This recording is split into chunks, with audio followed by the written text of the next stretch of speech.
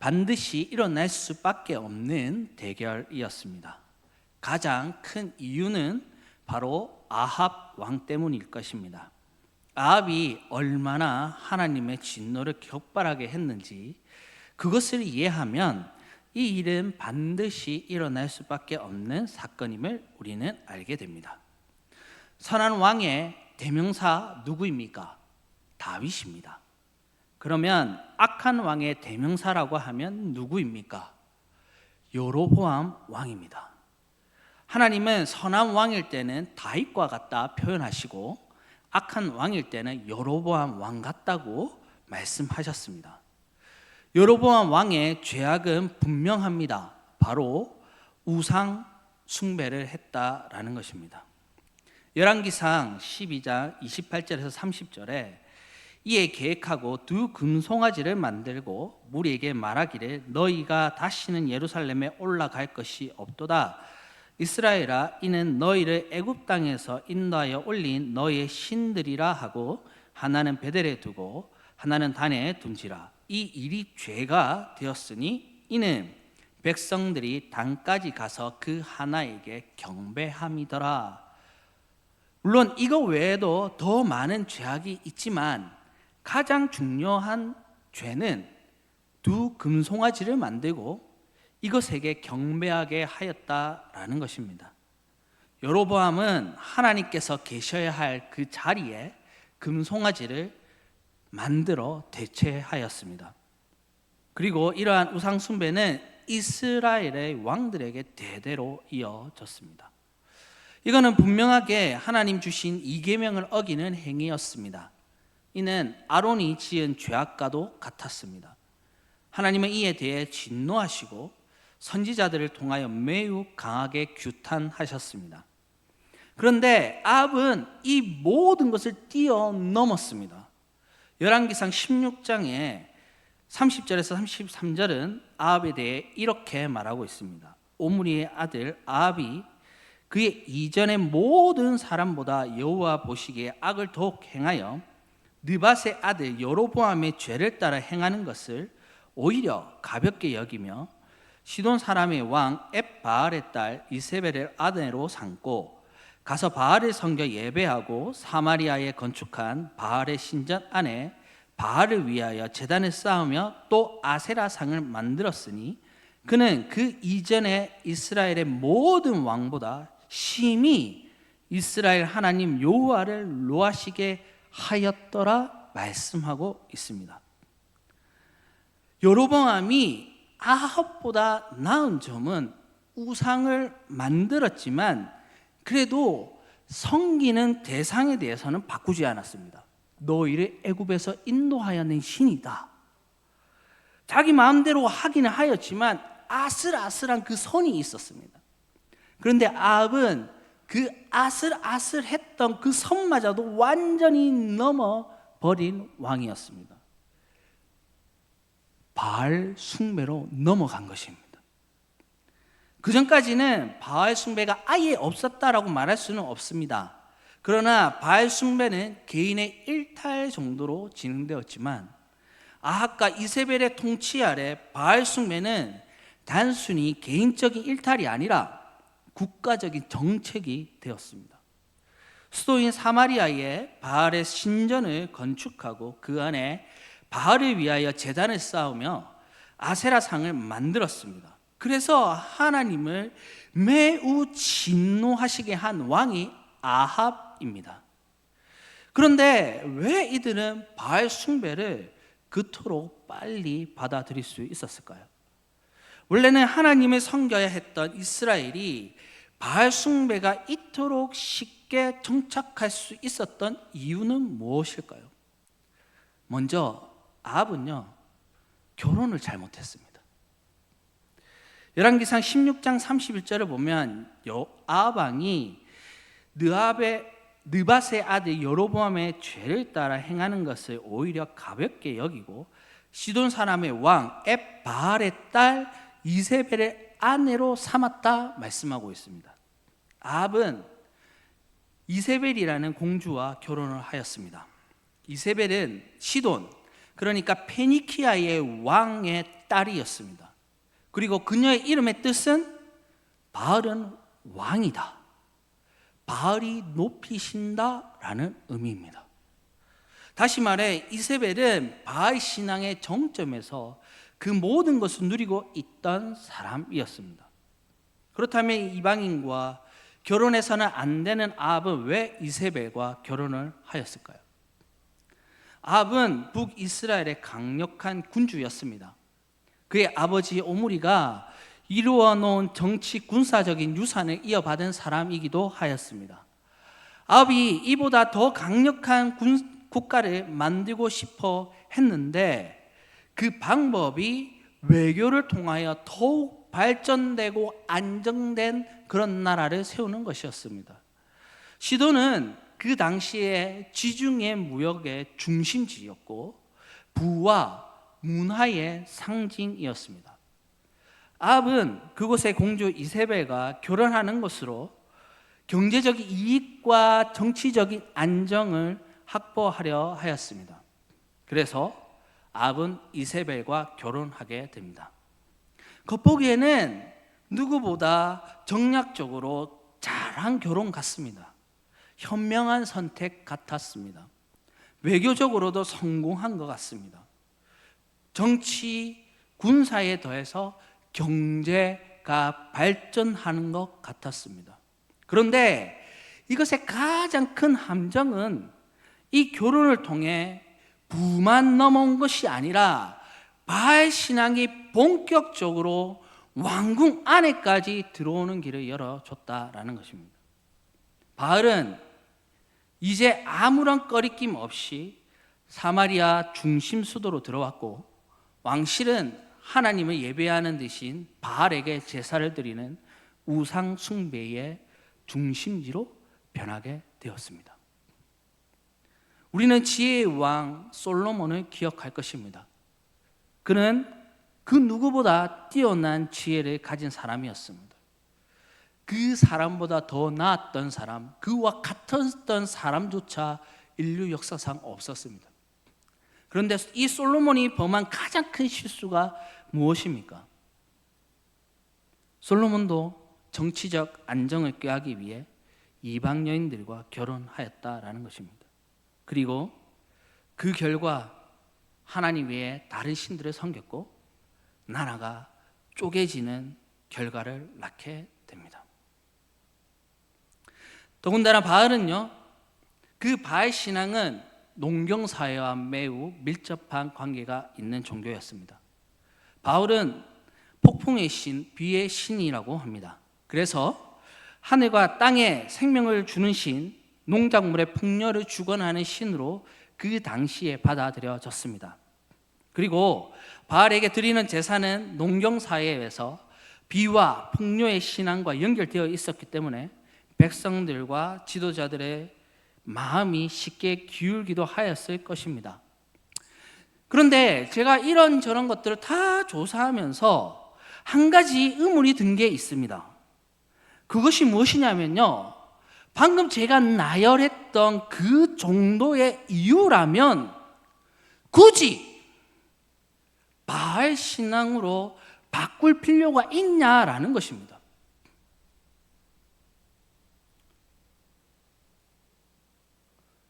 사람은요, 관성적으로 사는 사람들이 많습니다. 웬만큼 혁신적인 것이 아니라면 사람은 그냥 기존에 하던 대로 하려고 합니다. 여러분, 회사에 들어가서 뭐 하나 바꾸려면 얼마나 힘듭니까? 왜냐하면요, 그 하나 바꾸려면 돈뿐만 아니라 모든 에너지와 많은 것이 바뀌어야 되고 투여돼야 되기 때문입니다. 그래서 웬만하면 에너지와 스트레스와 고통이 따르기 때문에 하던 대로 하려고 하는 것이 바로 사람입니다. 사실 제가 봤을 때는요, 위의 내용에서는 바알 신앙에 별다른 장점이 없습니다. 여러분, 하나님을 섬기면 부가 따르지 않습니까?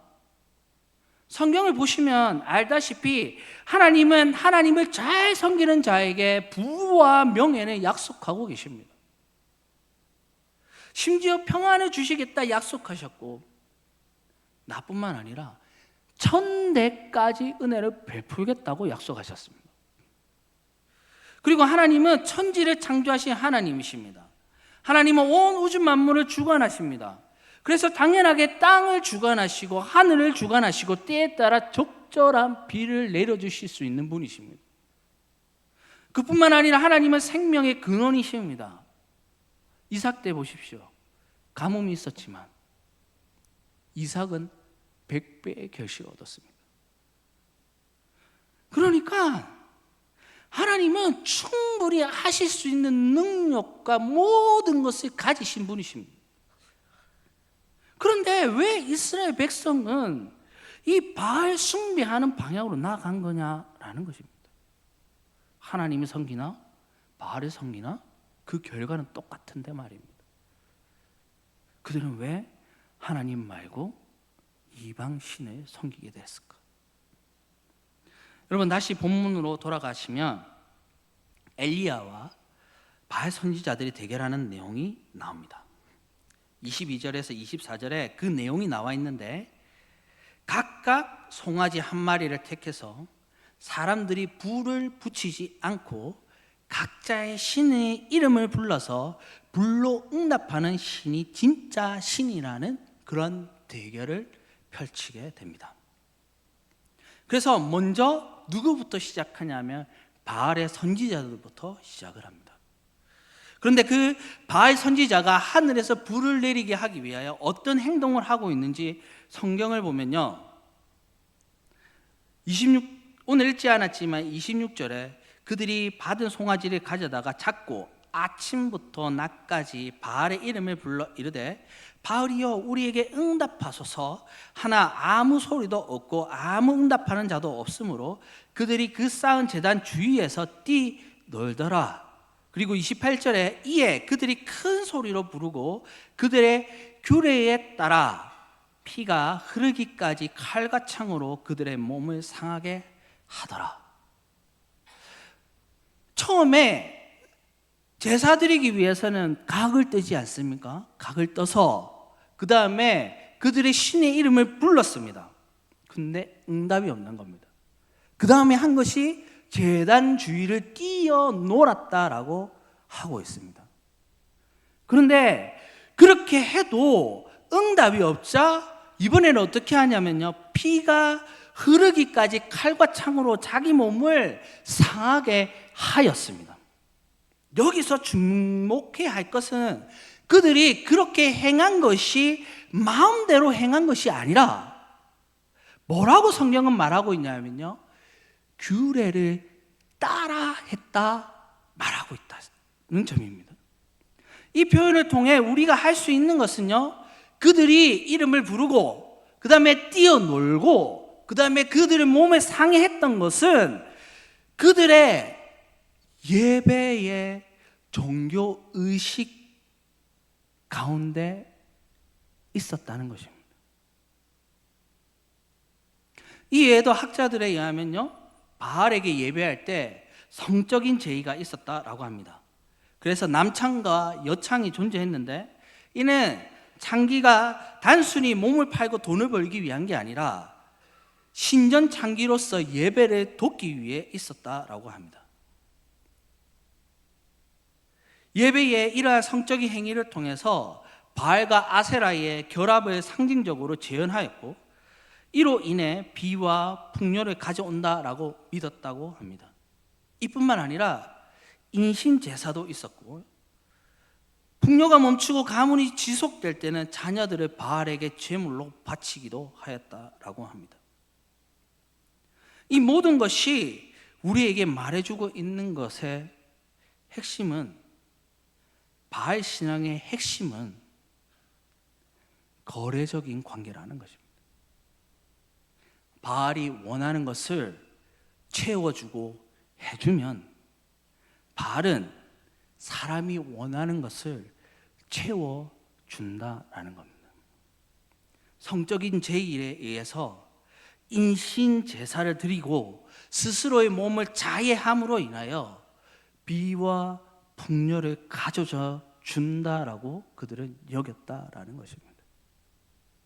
이는 예배가 섬기는 것이 아니라 이익을 얻기 위해 펼치는 종교적인 기술에 불과했습니다. 그렇기에 바알이 원하는 것을 채우기 위하여 자해를 하고 성적인 행위를 하며 자녀들을 제물로 바치기까지 하는 것입니다. 왜? 자신의 이익을 위하여. 여기에는 그 어떠한 관계도 필요가 없습니다. 그저 단지 주고받는 비즈니스적인 관계만 있을 뿐입니다. 서로에게 얽매일 필요도 없습니다. 서로를 귀찮게 할 필요가 없습니다. 어떤 율법이라 규정도 없습니다. 그러니 지킬 필요도 없습니다. 단지 서로 원하는 것을 주고받으며 그냥 서로를 채워주기만 하면 되는 그런 심플한 관계입니다. 오늘 수많은 종교인들, 기독교인들이 이 바알 신앙에 빠져 있는 것을 보게 됩니다. 그저 교회만 왔다 갔다 하면서 종교적 행태는 띠고 있지만 그 중심은 하나님이 아니라 자기 자신의 성공에 있는 사람들이 있습니다. 이러한 신앙은 겉보기에는 믿음인 것처럼 보이지만 실제로는 하나님을 사랑하기보다 하나님이 주실 결과를 사랑하는 신앙입니다. 바알 신앙과 똑같은 행위입니다. 예배는 드리지만 그 목적이 축복을 받기 위한 것이고, 봉사는 하지만 하나님을 위해 사랑하고 섬기는 것이 아니라 복을 받기 위한 투자로 여깁니다. 신앙의 열매를 물질적인 풍요로 해석하고 하나님께 드리면 100배로 돌려주신다고 하나님을 단지 돈을 주고 받는 그런 존재로 축소시켜 버립니다. 그래서 그들에게는 거룩하게 살기보다 풍요롭게 사는 것이 목적, 바로 바알 신앙인 것입니다.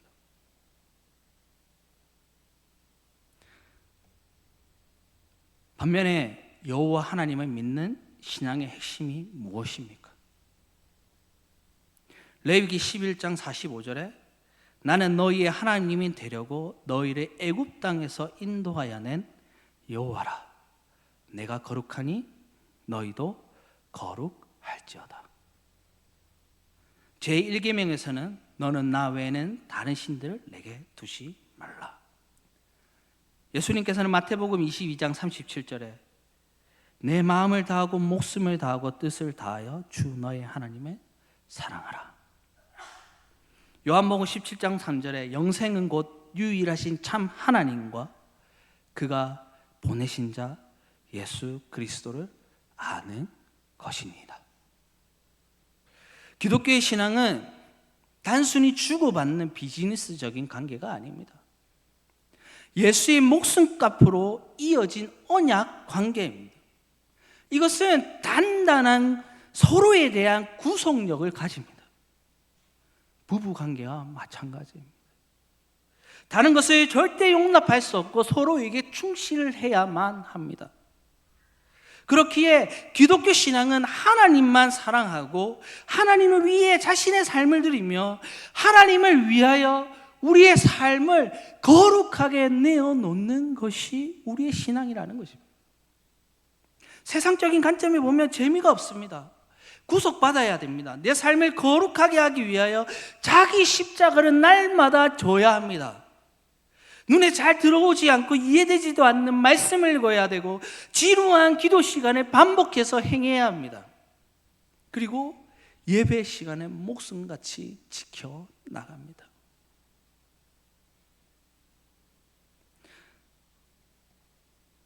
여러분, 그럼에도 불구하고 우리가 하나님을 섬겨야 하는 진짜 이유가 무엇입니까? 왜 우리는 이렇게 구속받고 얽매이면서까지 하나님만 섬기고 예수 그리스도만 믿어야 하는 것일까요? 오늘 본문에서 엘리야는 백성들에게 본질적인 질문을 하고 있습니다. 21절에 엘리야가 모든 백성에 가까이 나아가 이르되 너희가 어느 때까지 둘 사이에서 머뭇머뭇하려느냐. 여호와가 만약 하나님이면 그를 따르고 바알이 만약 하나님이면 그를 따를지니라. 엘리야의 이러한 책망에 백성들 중 단 한 명도 제대로 대답하고 한마디 하는 사람이 없습니다. 왜 그럴까요? 왜 바알을 따르는 자들이 그렇게 많았으면서 아무도 대답하지 않을까요? 그렇게 열심히 섬겨왔으며 그렇게 바알을 채워주기 위해 그렇게 행했던 사람들이 바알이 진짜 신이다 외치는 자들이 없었을까요? 엘리야가 무서워서 그랬을까요? 엘리야는 혼자입니다. 아니면 하나님이 무서워서요? 그러면 애초에 바알을 섬기지 말았어야죠. 오늘 엘리야와 바알 선지자 450명이 대결하는 것은 무슨 사건이 일어난 다음에 일어난 대결입니까? 열왕기상 17장 1절 말씀에 길르앗에 우거하는 자 중에 디셉 사람 엘리야가 아합에게 말하되 내가 섬기는 이스라엘의 하나님 여호와께서 살아계심을 두고 맹세하노니 내 말이 없으면 수년 동안 비도 이슬도 있지 아니하리라 하니라. 이러한 엘리야의 선포처럼 땅에 비가 내리지 않습니다. 그것도요, 야고보서에 의하면 3년 6개월 동안 비가 내리지 않았습니다. 그렇다면 이스라엘 백성들과 왕들이 어떻게 했겠습니까? 가만히 있었겠습니까? 분명 폭풍의 신이자 비의 신인 바알에게 찾아와 온 국가가 간절히 온갖 예식과 그리고 모든 좋은 것들을 다 바쳤을 것입니다. 왜냐하면요, 생존이 달려있거든요. 그래서 성심성의껏 했지 않겠습니까? 그런데 엘리야가 대결하자고 말한 이 시점까지 3년 6개월 동안 비는 한 방울도 오지 않았습니다. 그러니 백성 중에 한마디로 대답할 자가 없는 것입니다. 심지어 바알은요, 450명의 부르짖음과 자해에도 불구하고 불로 응답하지 않았습니다. 이게 얼마나 좋은 기회입니까? 자기가 진짜 신이라면 불 내리면 끝나는 거 아닙니까? 그런데 백성들에게 확실히 각인시킬 좋은 기회인데 전혀 응답이 없습니다. 바알이 아무 능력이 없어서 그럴까요? 저는 그렇게 생각하지 않습니다. 여러분, 이단이요, 능력이 없습니까?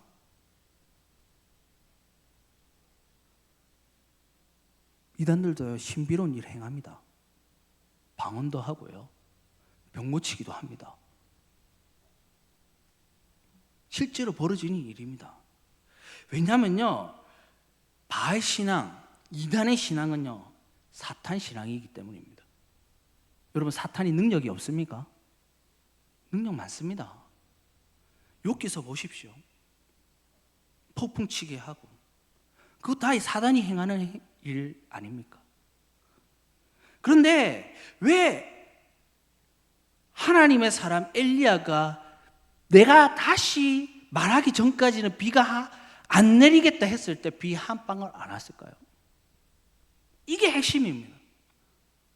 사단도 능력이 있지만 결국은 피조물이라는 것입니다. 진짜 신이 아니라는 것입니다. 사단도 하나님 없이는, 하나님 허락 없이는 아무것도 하지 못하는 한낱 피조물에 불과하다라는 것입니다. 하나님 앞에서는 아무것도 아닌 존재가 사단이고 바알이고 이단들이 믿는 것입니다. 그 사이비 교주들입니다. 반면에 열왕기상 18장 37절에서 38절에 여호와여 내게 응답하소서, 내게 응답하소서. 이 백성에게 주 여호와는 하나님이신 것과 주는 그들의 마음을 돌이키심을 알게 하옵소서 하매 이에 여호와의 불이 내려서 번제물과 나무와 돌과 흙을 태우고 또 도랑의 불을 핥은지라. 우리가 믿는 여호와 하나님은 우리가 기도할 때 응답하시는 참 하나님이십니다. 하나님만이 유일한 신이십니다. 하나님만이 능력의 하나님이시고 온 세상을 창조하신 창조주이십니다. 신명기 4장 35절에 이것을 내게 나타내시면 여호와는 하나님이시요 그 외에는 다른 신이 없음을 내게 알게 하려 하심이라. 또 이사야 44장 6절에도 이스라엘의 왕인 여호와, 이스라엘의 구원자인 만군의 여호와가 이같이 말하노라. 나는 처음이요 나는 마지막이라 나 외에 다른 신은 없느니라. 고린도전서 8장 4절에서도 우리가 우상은 세상에 아무것도 아니며 또한 하나님은 한 분밖에 없는 줄 아노라. 이것이 성경이 우리에게 증거하는 바입니다. 왜 우리는 하나님을 섬기고 그분께만 경배 드려야 합니까? 그것은 여호와 하나님만이 응답하시는 하나님이시기 때문입니다. 여호와 하나님만이 유일한 신이시며 온 천지 만물을 창조하신 분이시며 우리를 지으신 하나님이시기 때문입니다. 오직 그분만 영광과 존귀를 모든 것을 받기에 합당하신 분이십니다. 무엇보다도 우리를 위해 자기 아들을 아끼지 아니하신 분이기 때문입니다. 사랑하는 성도 여러분, 우리가 하나님께 예배하고 경배하는 이유는 하나님께 무언가 얻고자 함이 아닙니다. 하나님은요, 먼저 우리를 사랑하셨고 먼저 자신의 모든 것을 우리에게 허락해 주셨습니다. 우리가 하나님께 예배하고 경배하는 이유는 하나님만이 찬양과 경배받기에 합당한 분이시고 우리의 예배를 받으실 참 하나님이시기 때문입니다. 그러므로 오늘 우리가 우리의 신앙을 바로 나가길 원합니다. 마땅히 올려드려야 할 경배와 찬양을 하나님께 올려드리고 우리의 참된 예배와 감사를 온전히 진심을 다하여 하나님께만 올려드리는 성도님 되길, 그렇게 되길 소망합니다. 우리 일평생 하나님을 섬기고 그분을 닮아 거룩하게 살며 그 유일하신 하나님을 섬기는 그런 성도님 되길 주님의 이름으로 축원합니다. 기도하겠습니다. 하나님 아버지 감사합니다. 하나님, 오늘 엘리야와 바알의 대결을 통하여 누가 진짜 참된 신인지 우리에게 말씀해 주셨습니다. 주님 외에 그 어떤 것도 우리의 섬김의 대상이 될 수가 없습니다. 오직 주님만 섬기고 주님만 따르며 주님을 더욱더 닮아가기에 힘쓰는 저희들 될 수 있도록 축복해 주옵소서. 감사드리오며 예수님의 이름으로 기도드립니다. 아멘. 오후 예배 후에 우리 조용의 성도님 장례 예배 드리러 우리 출발할 텐데 1층에 로비에 모여주시면 좋겠습니다. 그러면 기도하겠습니다. 이제는 우리 주 예수 그리스도의 은혜와 하나님의 사랑과 성령님의 교통 충만하심이 오늘 참되신 하나님만 섬기기로 다짐하고 그분께만 온전히 우리의 찬양과 경배를 드리기로 다짐한 모든 성도들과 교회 위에 이제로부터 영원토록 함께 있을지어다. 아멘.